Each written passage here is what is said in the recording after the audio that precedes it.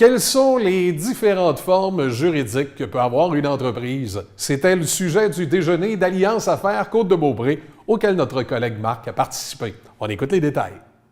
Au cours de l'année, vous-même, parce que là, avant, on essayait de vendre quelque chose, puis les gens ne voyaient pas le visuel.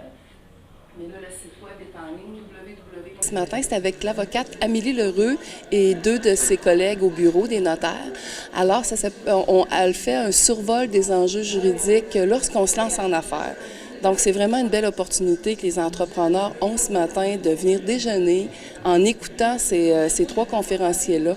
Parce qu'à un moment donné, c'est ce qui est difficile quand tu te lances en affaires. Oui, c'est le fun, on y va avec notre passion, ce qu'on est capable de faire le plus beau.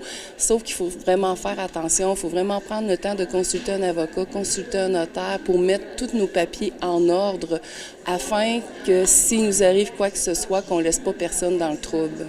Est-ce que vous avez une belle participation ce matin? Encore une belle participation. Nous sommes plus de 20 entrepreneurs ce matin. Ce qui est le fun, c'est que les gens qui viennent ici, quand ils s'inscrivent, sont très motivés. Fait que la réunion de la formation tout au long de la matinée va être vraiment animée. Ils vont poser des questions. Puis moi, ça me fait... Je tripe tout le temps de voir ces entrepreneurs-là qui sont super motivés. En fait, aujourd'hui, on va vraiment traiter de trois aspects principaux. On va y aller vraiment on va débuter avec les principales formes juridiques d'entreprise, donc l'entreprise individuelle jusqu'à la société par action. On va vraiment prendre le temps de bien parler aussi de la société par action parce que c'est un modèle qui est favorisé par les entrepreneurs. Et on va parler des différents documents qui peuvent intervenir là, entre les actionnaires d'une même société. Par la suite, on va se pencher sur la planification successorale. Là.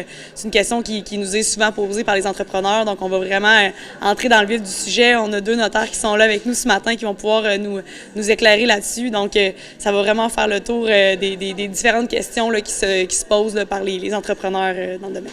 Justement, des fois, les problématiques qui arrivent lorsqu'on se lance en entreprise, c'est à quel niveau?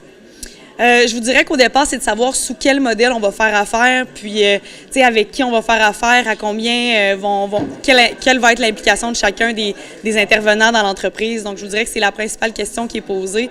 Puis, quelles sont les premières étapes? Parce qu'on le sait, quand on se lance en affaires, on commence par où? Ça peut paraître très gros pour un entrepreneur qui ne sait pas par où débuter. Donc, c'est vraiment la problématique qu'on voit là, au day-to-day.